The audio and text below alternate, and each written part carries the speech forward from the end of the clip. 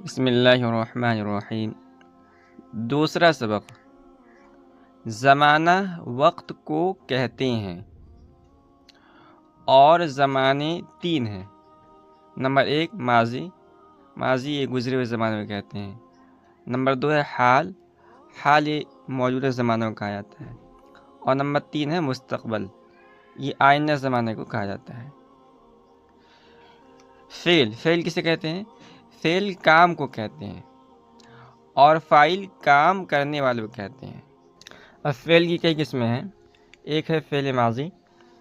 فعل ماضی وہ فعل ہے جو گزرا ہوا زمانہ بتائے، جیسے ضربہ، ضربہ کے معنی ہیں مارا اس نے، مارا اس ایک آدمی نے زمانے گزشتہ میں۔ دوسری قسم ہے فعل مضارع۔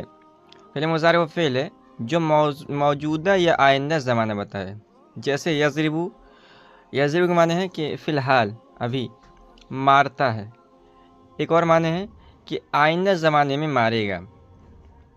ایک اور فعل ہے فعل امر۔ فعل امر وہ فعل ہے جس کے ذریعے کسی کام کا حکم دیا جائے، جیسے اضرب۔ تو اضرب کے معنی ہے ہم نے کسی کو حکم دیا کہ مار اس لڑکے کو مارو، تو اس کے لیے ہم استعمال کریں گے اضرب۔ ایک اور فعل ہے فعل نہیں۔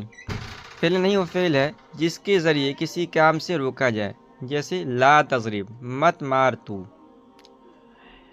ایک اور فعل ہے فعل معروف۔ فعل معروف وہ فعل ہے جس کا فاعل یعنی کرنے والا معلوم ہو، جیسے ضرب زید، زید نے مارا۔ تو اس میں جو فاعل ہے یعنی مارنے والا ہے وہ زید ہے اور وہ معلوم ہے، لفظ کے اندر موجود ہے۔ ایک اور فعل ہے فعل مجہول۔ فعل مجہول وہ فعل ہے جس کا فاعل معلوم نہ ہو، جیسے ضرب زید، زید مارا گیا۔ ایک اور فعل ہے فعل مثبت۔ فعل مثبت وہ فعل ہے جو کام کے ہونے کو بتائے، جیسے ضربہ، مارا اس نے۔ فعل منفی، فعل منفی وہ فعل ہے جو کام کے نہ ہونے کو بتائے، جیسے ما ضربہ، نہیں مارا اس نے۔